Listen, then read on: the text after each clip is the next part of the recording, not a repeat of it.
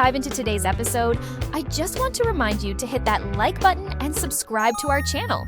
Your support means the world to us. It helps us grow, reach more amazing learners like you, and keep bringing you fresh and fun content every week. So don't forget, like, subscribe, and let's keep this journey going strong. Hello, wonderful idiom explorers, and a very warm welcome back to another truly exciting episode of Idiom Insights. I'm Emma, your ever-enthusiastic guide, and I'm absolutely thrilled to be here with you once again, ready to delve into the fascinating nuances and practical applications of some more common English phrases. It's always such a pleasure to share this enlightening learning journey with all of you as we together navigate the colorful and often surprising world of English expressions. And I'm Jack, your co-host and ever-curious word detective, always on the case to help unravel the intricate meanings and perhaps share a chuckle or two as we explore the incredibly rich and diverse landscape of idiomatic English. It's genuinely wonderful to be back in the Idiom Insights studio, Emma, and a massive hello to all our fantastic listeners tuning in from every corner of the globe. Thank you for joining us for another invigorating dose of idiom discovery. We really appreciate you being here. It's always a joy, Jack. It really is. Today, we've carefully selected 4 incredibly useful and wonderfully vivid idioms that you'll undoubtedly encounter and hopefully start using in everyday English conversations. Understanding these expressions will not only significantly boost your comprehension when you hear them, but will also provide you with more natural, expressive, and sophisticated ways to communicate your own thoughts, feelings, and observations. The phrases we've chosen for today cover a great range, boasting about one's accomplishments, being deeply and overwhelmingly in love, recognizing hidden logic in apparent chaos, and the importance of acting consistently with one's own advice. A truly excellent and wonderfully varied mix for today's linguistic menu, Emma. These are precisely the kinds of idioms that really add significant character, nuance, and depth to any conversation, making your English sound much more fluent and engaging. So without further ado, here are the 4 idioms we'll be diving deep into in this episode of Idiom Insights. First up, an idiom perfect for describing someone who boasts about their own achievements. Blow your own trumpet. Secondly, we have a delightful phrase to describe the feeling of being completely and utterly in love. Head over heels. Our third expression today suggests there's often a hidden purpose or underlying logic behind actions that might seem crazy or utterly chaotic on the surface. Method to the madness. And finally, we'll explore an important idiom about acting in accordance with one's own advice or stated beliefs. Practice what you preach. Those are all truly fantastic and incredibly common idioms, Jack. Each one paints such a very clear and memorable picture, and they are used with great frequency by native speakers, so understanding them thoroughly will be incredibly beneficial for our listeners as they engage in English conversations and encounter these dynamic phrases in books, movies, and other media. I couldn't agree more, Emma.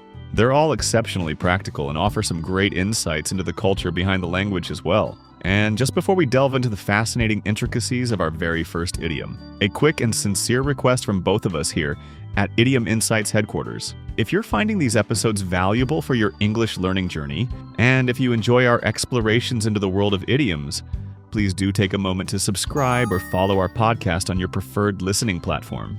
Yes, indeed. Subscribing is absolutely the best way to ensure you don't miss out on any of our future idiom adventures and linguistic discoveries.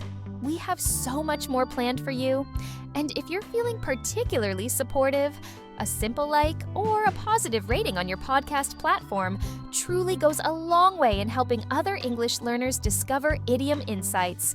We are so genuinely grateful for your active engagement and continued support.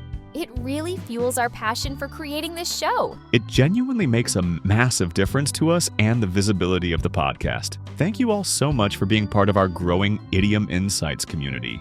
Right then, Emma, are you ready to sound off and get us started with our first idiom? Let's absolutely do it. Our very first idiom for this episode of Idiom Insights, one you'll hear quite often, is blow your own trumpet. Blow your own trumpet. This idiom immediately makes me think of a rather grand musician. Perhaps a herald, proudly and loudly playing a solo fanfare on their instrument for all to hear. What exactly does it mean when someone blows their own trumpet, Emma? Does it imply they are literally picking up a brass instrument and playing a tune? Not usually literally, Jack, although the image you've painted is remarkably apt and really helps to understand the feeling behind it.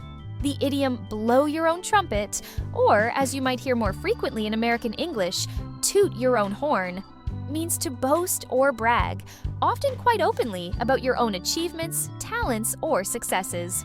It describes the act of talking proudly, and sometimes at great length, about how good you are at something or what wonderful things you have accomplished, often in a way that other people might find rather immodest, self-congratulatory, or even a little irritating.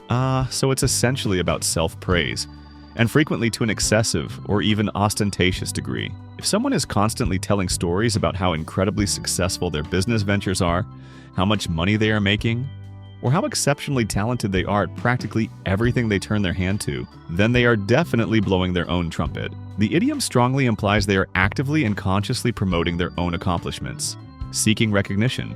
Precisely, Jack. It's generally perceived as a slightly negative character trait, primarily because boasting is often considered impolite, socially awkward, or even arrogant in many cultural contexts. However, it's also true that sometimes it can be necessary or even strategically wise to blow your own trumpet just a little. For instance, during a job interview, you absolutely need to highlight your relevant skills and significant achievements to convince the interviewer that you're the best candidate for the position. But in general social situations, doing it too much or too often can certainly be off-putting and may alienate others. That's a very good and important distinction to make, Emma. There's undoubtedly a fine line between confidently and appropriately stating your accomplishments when the situation calls for it, and constantly blowing your own trumpet to anyone who will listen, which can easily come across as though you're merely seeking admiration or validation. Yes, you're absolutely right. The specific context and the frequency of such behavior matter a great deal. The idiom blow your own trumpet usually carries the implication that the person is perhaps talking a bit too much or a bit too loudly and insistently about their own virtues, skills, or successes, much like a trumpeter deliberately making sure everyone within earshot hears their fanfare loud and clear. So, to take a common workplace example, if a colleague in a team meeting repeatedly takes sole credit for the entire team's collective success and talks at great length only about their individual contribution, overshadowing others, they are most definitely blowing their own trumpet, and in doing so, probably significantly annoying their teammates. Exactly. It's that pronounced focus on me, and the underlying message of, look how truly great I am, aren't I fantastic? Okay, that's very clear now. So to blow your own trumpet means to boast about your own achievements or qualities, often to an excessive and perhaps unwelcome degree. Are you ready to hear our characters, Mia and Mark, use this idiom? Perhaps discussing someone they both know. I certainly am. Let's listen in attentively. I wonder who they might think is a little bit too fond of their own self-praise and vocal about it. Mark, I had coffee with David from the sales team yesterday, and honestly, it was a bit exhausting. He spent almost the entire hour talking about himself, detailing every minor success. Oh, David? Yes, he can be quite, shall we say, enthusiastic and vocal about his own accomplishments, can't he? What was he going on about this time?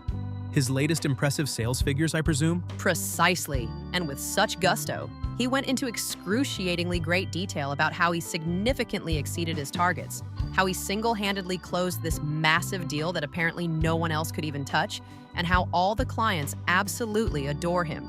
It was just one success story after another, every single one starring him. He didn't ask me a single question about how I was doing or what I've been up to. That sounds absolutely typical of David, unfortunately. He really does like to blow his own trumpet at every available opportunity, doesn't he? It's a genuine shame because, objectively, he actually is quite good at his job. But his constant, unabashed self-praise can be a bit much for people to take over time. It frequently comes across as very arrogant and self-absorbed. It really, really does. I was trying my best to be polite and listen patiently, but by the end of it, I just wanted him to stop talking about how utterly amazing he believes himself to be. There's a significant difference between being quietly confident in your abilities and just constantly, loudly boasting about them. That was indeed a perfect and very relatable example. Mia clearly described David's conversation as being overwhelmingly and tiresomely focused on his own successes, and Mark readily agreed, correctly identifying David's behavior as blowing his own trumpet, thereby highlighting the often negative social perception of such persistent boasting. Exactly so. The idiom perfectly captured the essence of David's excessive self-praise and the rather tiresome effect it clearly had on Mia during their coffee meeting. It vividly illustrated how this type of behavior is generally viewed in social and professional settings. It's certainly a very common and highly descriptive idiom for that particular kind of self-aggrandizing talk that most of us have encountered at some point. It is indeed, and very useful for learners to know. So, the next time you encounter someone who is perhaps a little too keen on constantly boasting about their achievements, you'll remember the colorful idiom, blow your own trumpet. And as always, we'd love to hear your thoughts on this particular idiom. Do you think it is ever okay to blow your own trumpet? If so, under what circumstances? We invite you to share your valuable opinions and experiences in the comments section below this episode. That's a great question for our listeners, Jack. Let's move smoothly on now to our second engaging idiom in this episode of Idiom Insights. This particular one is all about intense, powerful emotion. Indeed it is. Our second idiom for today's exploration is the wonderfully evocative head over heels. Head over heels. Now, this phrase immediately makes me picture someone literally tumbling, perhaps doing an acrobatic somersault or cartwheel. What does it truly signify when someone is described as being head over heels, Jack? The image of tumbling or flipping is quite fitting, actually, Emma, because to be head over heels, which is most commonly, though not exclusively, used in the phrase head over heels in love, means to be completely, utterly, and often quite suddenly and uncontrollably in love with someone. It vividly describes a very intense, almost overwhelming romantic infatuation. You are so deeply smitten that it feels as though your entire world has been turned upside down, or you're metaphorically tumbling with the sheer force of the emotion. So it's about being profoundly and perhaps even madly in love, often to the point of feeling a bit disoriented, lightheaded, or not thinking with complete clarity precisely because you're so intensely infatuated. For example, if someone meets a new person and within a remarkably short space of time, say a week, they are already talking about marriage and simply cannot stop thinking or talking about them, you might very well say they have fallen head over heels in love. Precisely. That's a perfect illustration. It strongly implies a very passionate, absorbing, and often all-consuming love. It's not just a mild affection or a fleeting crush, it's a powerful, overwhelming, and deeply felt emotion. You might say, for instance, ever since their first date, they've been completely head over heels for each other. This clearly suggests a very strong, immediate, and profound romantic connection. The literal meaning of the phrase itself is quite interesting, isn't it? Because under normal circumstances, our heads are usually positioned over our heels. But the idiom cleverly conveys that delightful sense of being topsy-turvy, of losing your emotional balance due to the sheer intensity of the feeling. It's as if your heart has completely taken over and is decisively ruling your head. Exactly. You've captured the essence of it. It's that dizzying, exhilarating, all-encompassing feeling of being utterly and blissfully smitten. The phrase is very often used to describe those early, incredibly intense stages of a romantic relationship where everything feels new, exciting, and wonderfully overwhelming. So, to put it succinctly, it's not just being in love, but being deeply, madly, completely, and often irrationally in love. That's the absolute key. The sheer intensity and the completeness of the feeling it describes. It's love in its most potent form. That's a wonderful way to put it. So to be head over heels, most commonly head over heels in love, means to be completely, deeply, and often uncontrollably and suddenly in love with someone. Are you ready to hear Mia and Mark use this delightful and romantic idiom in their conversation? I certainly am. Let's listen in with anticipation. I wonder who in their circle has been dramatically struck by Cupid's arrow this time. Hey Mia, have you seen Sarah from marketing recently? She seems different somehow, positively radiant. She's always smiling from ear to ear, and she has this kind of wonderfully dreamy, faraway look in her eyes. Oh, I know exactly what you mean, Mark. Yes, Sarah is definitely on cloud 9 these days, floating on air. She met someone new a few weeks ago, a musician, I believe, named Alex. And from what she tells me in great, excited detail, it's very, very serious. Really? That was incredibly quick. So you're saying it's more than just a casual dating thing then? It sounds like it progressed rapidly.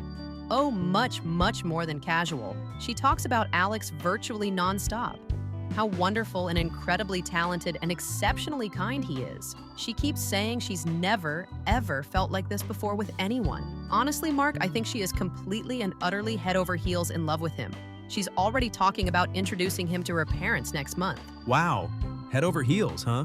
That certainly sounds like she's truly, deeply smitten. Well, it's genuinely lovely to see her so happy and vibrant. I sincerely hope it all works out wonderfully for them both. That dialogue beautifully and clearly illustrates the idiom in action. Mia used head over heels in love to perfectly describe the intense, all-consuming, and slightly dizzying romantic feelings Sarah was evidently experiencing for her new partner, Alex, thereby highlighting just how deeply infatuated and carried away she was. Exactly, Emma. It wasn't merely that Sarah liked Alex a lot.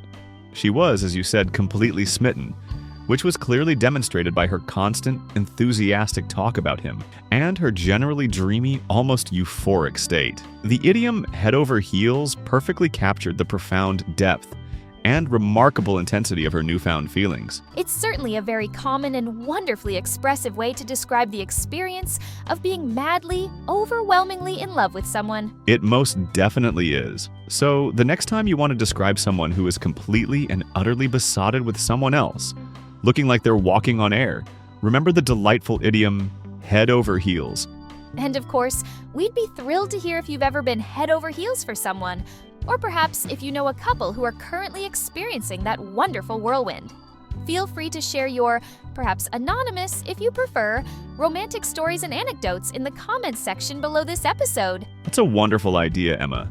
And I look forward to reading those romantic reflections. Let's move right along now to our intriguing third idiom in this enlightening episode of Idiom Insights. This particular expression suggests, quite fascinatingly, that apparent chaos might indeed have a hidden purpose. It certainly does. Our third carefully chosen idiom for today's discussion is the classic method to the madness. Method to the madness. Now, this is a truly fascinating phrase, Emma. It immediately sounds like a complete contradiction in terms. How can madness, which implies a lack of reason, possibly have a method, which suggests order and planning? What does this intriguing idiom actually mean? It is indeed a bit paradoxical on the surface, Jack, and that inherent contradiction is undoubtedly part of its enduring charm and wit.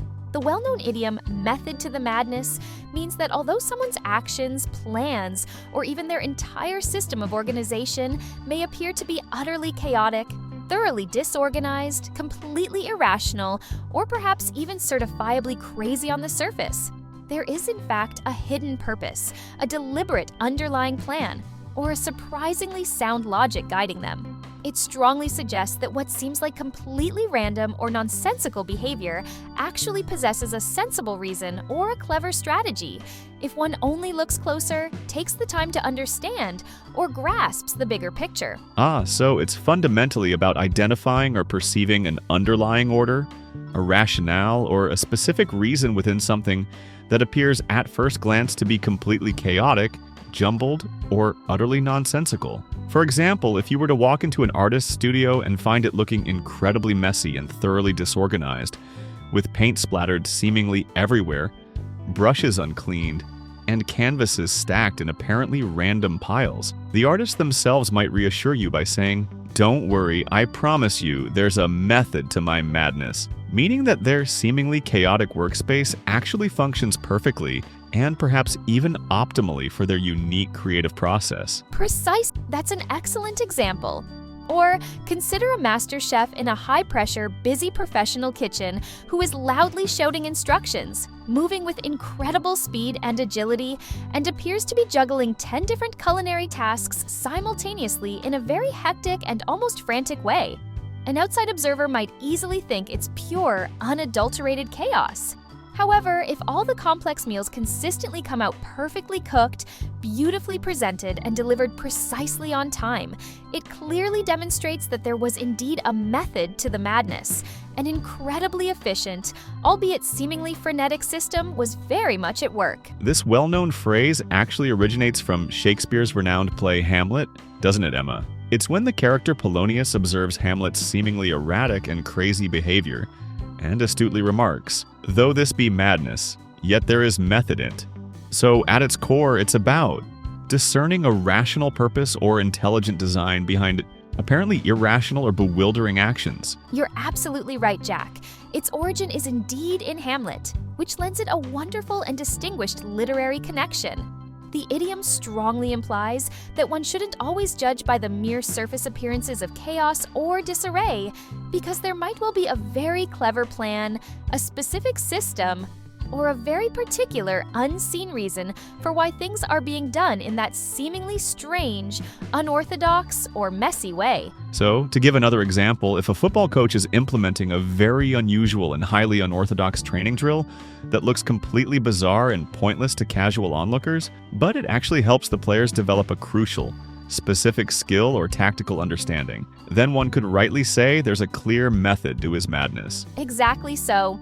It's all about that hidden, purposeful, and often surprisingly effective logic that isn't immediately apparent. That's crystal clear now. So, method to the madness means there is indeed a hidden, intelligent purpose or an underlying logic behind actions, plans, or systems that initially appear chaotic, irrational, or highly disorganized. Are you ready to hear Mia and Mark use this intriguing idiom in their daily observations?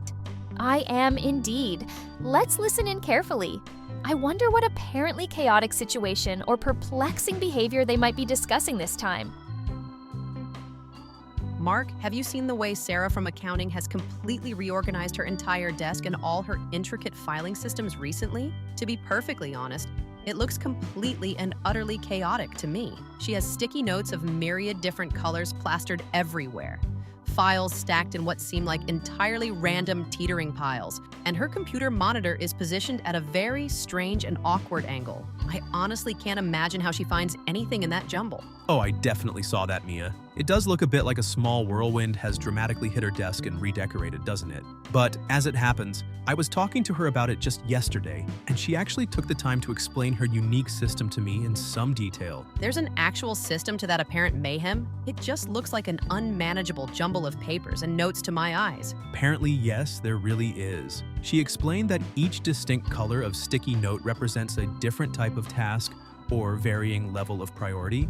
The seemingly haphazard piles of files are meticulously organized by project deadline rather than alphabetically, and the unusual angle of her computer monitor significantly helps her avoid distracting screen glare from the large office window. She confidently claims it helps her work much more efficiently and creatively. Even though it undeniably looks messy and confusing to us, she emphatically insists there's a definite method to her madness. Well, if it genuinely works for her and boosts her productivity, I suppose that's ultimately all that matters. It still looks like highly organized chaos from my perspective, but if there's a genuine hidden logic that helps her be more productive and feel more in control, then who am I to judge her system? That dialogue perfectly and vividly illustrates the idiom in context. Sarah's desk organization appeared completely chaotic and almost mad to Mia's uninitiated eyes. But Mark was able to explain that Sarah actually had a specific, logical, and surprisingly effective system behind her seemingly messy and unconventional arrangement. There was indeed a clear method to her madness. Exactly so, Jack. The idiom was expertly used here to suggest that what looked like random disarray and utter confusion actually possessed an underlying purpose, a personal logic, and an operational efficiency that simply wasn't immediately obvious or apparent to an outside observer like Mia. It's a very common and often quite reassuring phrase to use when faced with something that initially seems highly disorganized or counterintuitive, but might, upon closer inspection or explanation, actually be quite effective or sensible. It certainly is, and a great one to have in your vocabulary. So, the next time you encounter a situation, a process, or a way of doing things that seems utterly chaotic but might just have a hidden, intelligent logic behind it, remember the insightful idiom, method to the madness. And of course, we'd be fascinated to hear about a time when you personally discovered there was a definite method to someone's madness. What was the seemingly crazy or disorganized thing they were doing? And what was the clever reason behind it? Please do share your interesting stories and observations in the comments section below this episode. That's another excellent prompt for our listeners, Jack. Now, we've smoothly arrived at our fourth and final insightful idiom for this particular episode of Idiom Insights. This one, I think many will agree, touches upon the crucial aspect of consistency between our words and our actions. It certainly does, Emma. Our final idiom for today's discussion, and a very important one at that, is practice what you preach. Practice what you preach. This phrase sounds quite straightforward, suggesting that it literally means you should actually do the things you publicly tell other people they should do. Right, Jack? It fundamentally seems to be about maintaining consistency and integrity. You've hit the nail on the head perfectly, Emma. To practice what you preach means precisely that. To act in complete accordance with your own publicly given advice, your stated beliefs, or your openly declared principles. It essentially means that if you advise or instruct other people that they should behave in a certain specific way, or that they should believe particular things, then you yourself should also consistently behave in that very same way and clearly demonstrate those beliefs through your own tangible actions. The core idea is, don't just preach, which means to publicly advocate or advise. You must also practice it, meaning actively do it yourself. So it's very much about leading by example and, crucially, not being a hypocrite. For instance, if a medical doctor constantly tells their patients to eat a healthy, balanced diet and to exercise regularly for good health, but the doctor themselves is frequently seen eating junk food all the time and clearly never engages in any physical exercise, then they are demonstrably not practicing what they preach.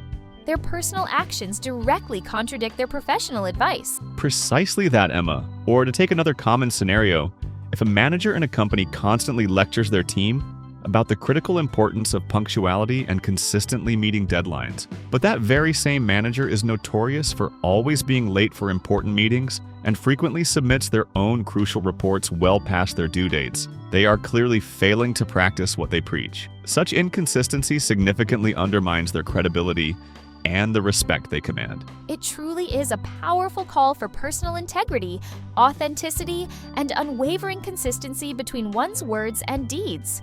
People are far more likely to respect, trust, and willingly follow your advice or guidance if they clearly see that you live by those same standards and principles yourself.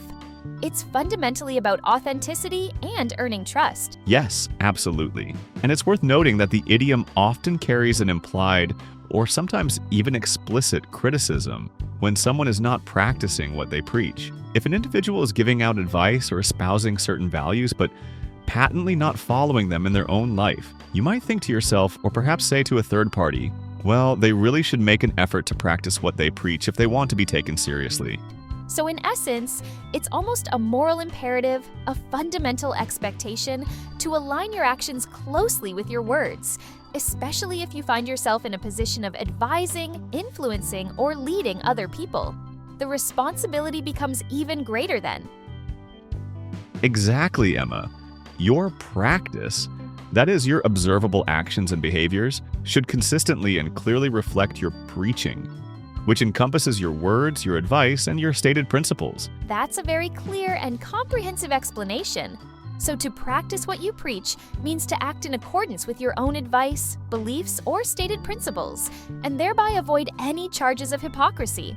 Are you ready to hear how Mia and Mark might use this highly relevant idiom in their conversation? I certainly am. Let's listen in carefully. I wonder who they might be discussing in terms of the crucial consistency, or perhaps lack thereof, between their words and their subsequent actions.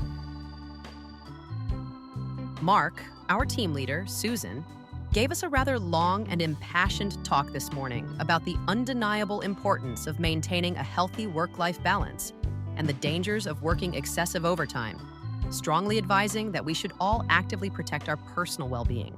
Oh, that's genuinely good to hear, Mia. It's certainly very important for management to actively encourage and support that kind of healthy approach. Has she always been such a strong and vocal advocate for work-life balance in the past? Well, Mark, that's precisely the thing that's a bit puzzling. She definitely says all the right and commendable words about it, and she sounds very convincing. But then I consistently see her sending work-related emails well past midnight and observe her working straight through her designated lunch break almost every single day. She never seems to take a proper, restorative break herself. That certainly doesn't sound like she's diligently following her own excellent advice then, does it? If she's actively telling the team to prioritize their work-life balance but isn't demonstrably doing it herself, it kind of significantly weakens her message and its impact, doesn't it? People might not take her advice as seriously as they otherwise would. Exactly my thoughts.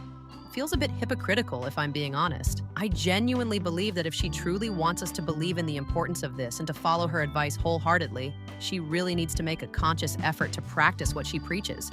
We, as her team, need to actually see her taking proper breaks, logging off at a reasonable hour, and visibly prioritizing her own well-being to show that it's genuinely valued and supported by the company leadership. You're absolutely right, Mia. It's always much more impactful and convincing when leaders genuinely lead by example and truly make an effort to practice what they preach. Otherwise, their words, no matter how well-intentioned, can easily sound like empty rhetoric or mere lip service. That dialogue very clearly and effectively illustrates the idiom in a common workplace context. Mia astutely pointed out that her team leader, Susan, was actively advising the importance of work-life balance, but was unfortunately not demonstrating it through her own behavior. And Mia rightly suggested that Susan needed to consistently practice what she preaches for her message to be truly credible, resonant, and effective with the team. Exactly so, Emma. The conversation perfectly highlighted the critical importance of aligning one's actions with one's words, especially for someone in a leadership or influential position. The idiom, "practice what you preach," flawlessly captured the perceived hypocrisy in Susan's actions and underscored the fundamental need for consistent, authentic behavior. It's undoubtedly a very common and profoundly important principle that applies across many different areas of life, both personal and professional. It most certainly is, and a valuable lesson for everyone. So the next time you want to emphasize the critical importance of someone acting in full accordance with their own advice, stated beliefs, or values, remember the powerful and widely understood idiom, "practice what you preach." And as we always love to do, we'd be delighted to hear your thoughtful perspectives on this. Why do you believe it is so critically important to practice what you preach? Or perhaps you can share an inspiring example of someone you know or admire who does it really, really well. Please do share your valuable insights and stories in the comments section below this episode. We genuinely do always appreciate reading your insightful comments and diverse perspectives. They add so much to our community. Well, Emma, that brings us to the end of another session where we've thoroughly explored 4 more really insightful, practical, and useful English idioms in this episode of Idiom Insights. We most certainly have, Jack. It's been a fantastic exploration. And just to quickly recap for everyone who has been tuning into Idiom Insights today, the 4 vibrant idioms we learned and discussed were: firstly, blow your own trumpet, which, as we discovered, means to boast, often excessively, about your own achievements or qualities. Secondly, we swooned over head over heels, a phrase vividly used to describe the feeling of being completely, utterly, and often suddenly in love with someone. Then we delved into the intriguing method to the madness, an expression suggesting that there is often a hidden, intelligent purpose or an underlying logic behind actions or situations that initially appear chaotic, disorganized, or irrational. And finally, we discussed the important principle encapsulated in practice what you preach, which means to consistently act in accordance with your own advice, stated beliefs, or publicly declared principles, essentially leading by example. That makes 4 more truly fantastic and highly practical additions to your ever-expanding English idiom repertoire. And please remember, listeners, that by far the best and most effective way to make these expressive phrases a natural and fluent part of your active vocabulary is to consciously and actively listen for them in real-life conversations, in movies, in books, and in other media. Then, crucially, start to build your confidence by trying to use them yourself in appropriate and relevant contexts. Absolutely, Jack. That's excellent advice. Don't ever be afraid to experiment with new language. The more you actively use these idioms, the more comfortable, natural, and fluent you'll undoubtedly become with them, enriching your own English communication significantly. And if you genuinely enjoyed learning with us today on Idiom Insights, and we sincerely hope that you did. Please do consider showing your appreciation by giving this episode a like, and if you have a moment, leaving us a positive review on your preferred podcast platform. Your invaluable support really does help us reach a wider audience of English learners and enables us to continue creating this educational content for all of you. Yes, please do. And most importantly, make sure you hit that subscribe or follow button for Idiom Insights so that you don't miss out on any of our exciting future episodes. We promise we'll continue to unravel the wonderful, sometimes witty, and always fascinating world of English idioms together. Thank you all so very much for joining us today for another linguistic adventure. It's truly been a distinct pleasure exploring these interesting and useful phrases with our dedicated community of listeners. Keep learning with enthusiasm, keep listening attentively, and we'll look forward to talking to you all again next time on another episode of Idiom Insights. Goodbye for now, everyone. Take care. See ya, and happy idiom spotting!